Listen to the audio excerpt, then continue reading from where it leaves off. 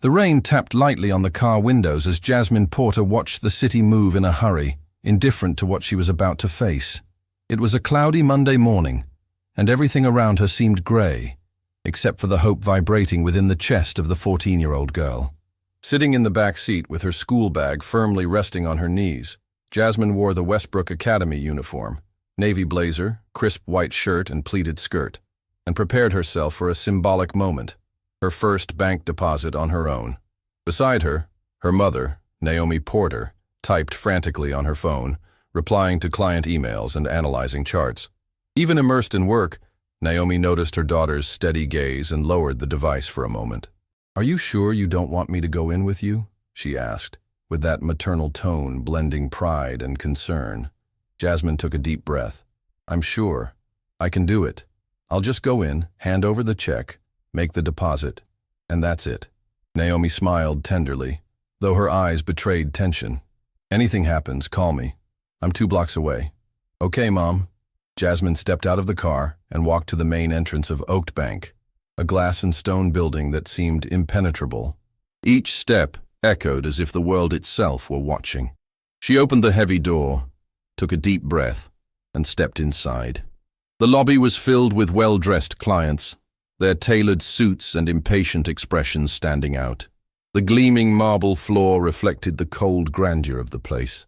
Jasmine made her way to the counter and waited her turn. Her heart beat faster, but she also felt a growing pride.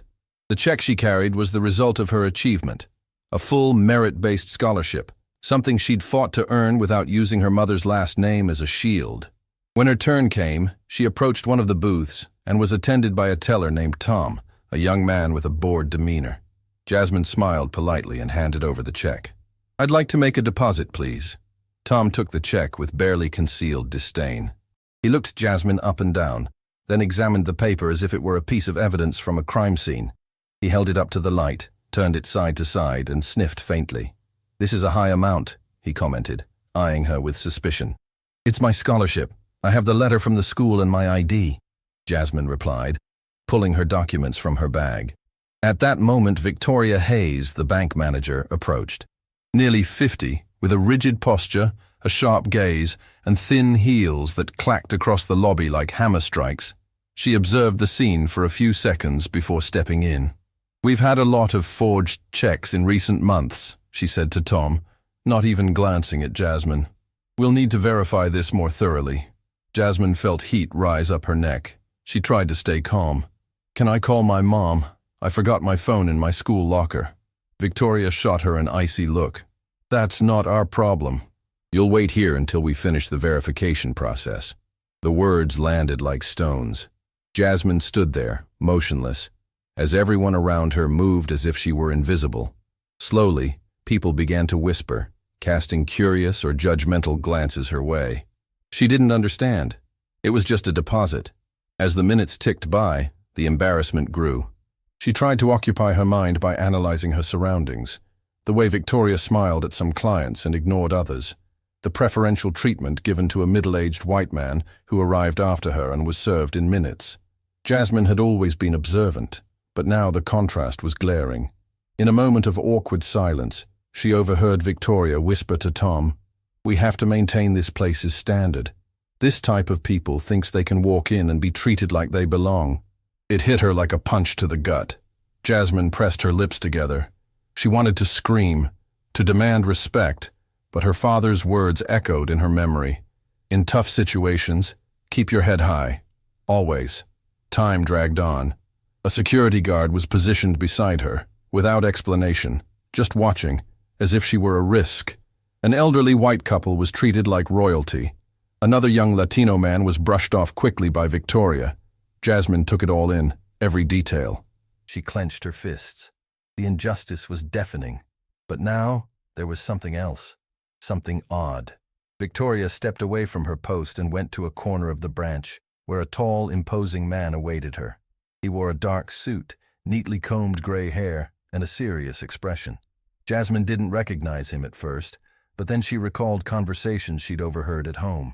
Harrison Wells, CEO of the Meridian Banking Group, a direct competitor to the company her mother had acquired months earlier. Victoria handed him a folder marked Confidential. Their conversation was hushed but intense. Jasmine leaned slightly, straining to hear. Victoria's face was tense. Harrison's, impassive. Jasmine's gut tightened. This wasn't just any meeting. This was betrayal. Sabotage. She glanced around. No one noticed. No one saw. But she did. And in that instant, a certainty took root within her. She wasn't just a teenager with a check. She was the only witness to something much bigger. Something that could affect her mother, her family, and everyone who trusted that institution. Without hesitation, she opened her bag and pulled out her notebook. She began recording what she saw. The time, the names, the looks, the folder, the gestures. Each word was a shield against the silence. Each line, a step toward the truth. But the tension escalated. Victoria returned to the counter, and this time she looked directly at Jasmine. Her eyes didn't show surprise, but irritation. "Take her to the back," she said to the guard. "Keep her there until we're done." The guard didn't hesitate. He grabbed Jasmine's arm with unnecessary force and led her to an isolated corner. She looked around for support, but no one moved. And there, isolated, Jasmine felt the weight of something that had once been just theory, structural racism, prejudice disguised as protocol, exclusion masked as bureaucracy. But she wouldn't back down, because now she held the truth in her hands. The marble floor beneath Jasmine's feet felt even colder now. Isolated in the corner of the branch, she felt the stairs weighing on her like lead. No one approached. No one said anything. Just the silent vigilance of the guard standing a few feet away, as if she posed some kind of threat. But inside, she wasn't a threat. She was resistance. With her fingers still trembling, she wrote every detail in the leather notebook she always carried. It was a mix of a diary and observations, class notes, essay ideas, inspiring quotes from her mother, and now, evidence. And then, the bank doors opened. The sound was subtle, but to Jasmine, it felt like thunder. She looked up and saw Naomi Porter stride in, firm and resolute like a force of nature. She wore a dark suit that seemed designed to exude authority and elegance.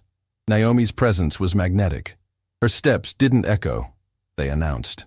Victoria Hayes looked up from her computer and froze for a brief second before forcing a smile.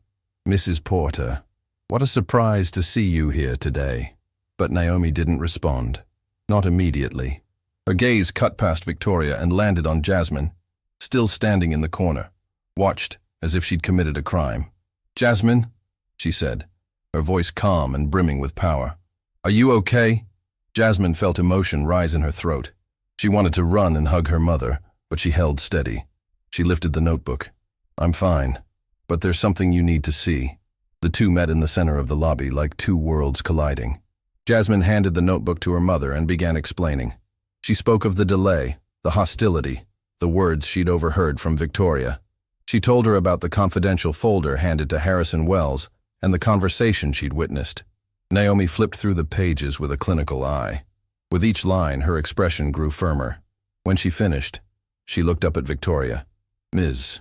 Hayes, I'd like you to explain why my daughter was detained like a suspect while you conspired with an executive from a rival bank, handing over confidential documents from our institution." The bank lobby plunged into silence. A client coughed. Someone dropped a pen. Victoria tried to smile. "I don't know what you're talking about. This is a misunderstanding." "No," Naomi cut in. "It's not." With a calm gesture, she pulled out her phone and dialed quickly.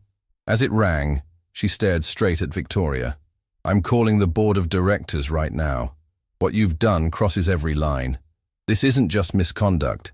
This is corporate treason." Victoria lost all color. "Mrs. Porter, please. This can be handled internally." But Naomi didn't reply. Her tone was now pure command. "Security, please. Escort Ms. Hayes to a private room. As of this moment, she is relieved of all duties. Today's files are to be secured. And I want a copy of the security camera footage. Now." The same guard who had watched Jasmine earlier turned immediately to Victoria, his expression impassive. He obeyed without hesitation.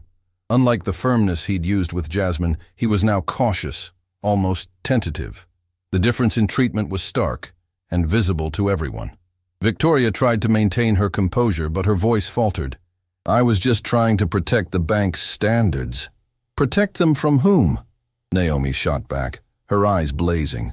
From a 14-year-old girl with a legitimate check and full documentation, or to protect your own schemes and biases? Victoria didn't answer. She simply let herself be led away. When the door closed behind her, the silence in the lobby lingered. But now it was a different kind of silence. The silence of those who had witnessed something that could no longer be ignored. Naomi turned to her daughter and gently touched her shoulder. You were very brave. I just did what you always taught me. And you did more than that. You saw an injustice, and you didn't stay quiet. In the days that followed, everything changed. The Oak Bank leadership launched a full investigation. Jasmine's notes, combined with security footage and other behind-the-scenes reports, uncovered not only the scheme between Victoria and Harrison Wells, but also a pattern of discriminatory behavior by the manager over the years. Several Black and Latino clients reported being treated with suspicion, humiliation, and delays in simple processes. An employee confided that he'd tried to warn superiors before, but had been ignored. The bank, under Naomi's direct oversight, began a complete restructuring. Victoria was formally fired and sued for breach of confidentiality and unethical conduct. Harrison Wells was also investigated, and the Meridian Group faced severe sanctions. And as for Jasmine, she became more than a dedicated student. She was invited to give a speech at Westbrook Academy, where she shared her experience with fellow students. She spoke about institutional racism, the importance of financial education, and every person's right to be treated with dignity, regardless of age, race, or appearance. I'm not special because I overcame an injustice, she said in her closing remarks. I'm just like any of you. But that day I realized the world still has a lot to learn, and sometimes we need to be the voice that shouts when everyone else is silent. Her speech went viral.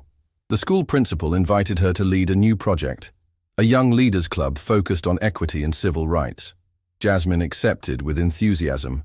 Her peers began to see her not just as an excellent student, but as a natural leader.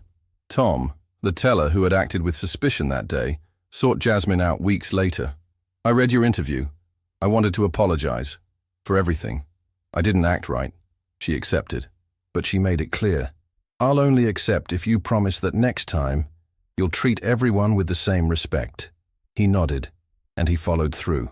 The room where Jasmine had been isolated became a symbol. A plaque was placed there.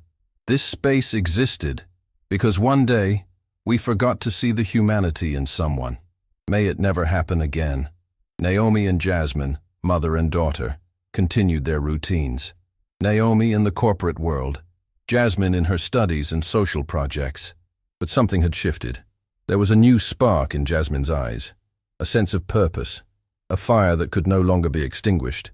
She understood that being excellent wasn't enough, that sometimes, even when you do everything right, the world would still try to break you.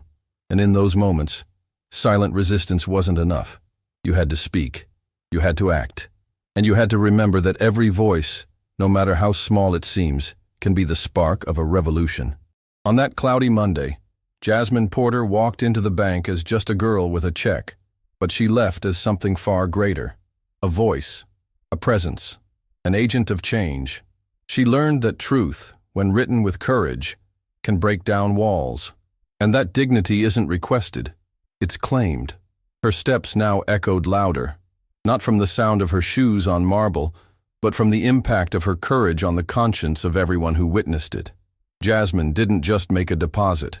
She invested in the future, and she reaped something money can't buy: respect.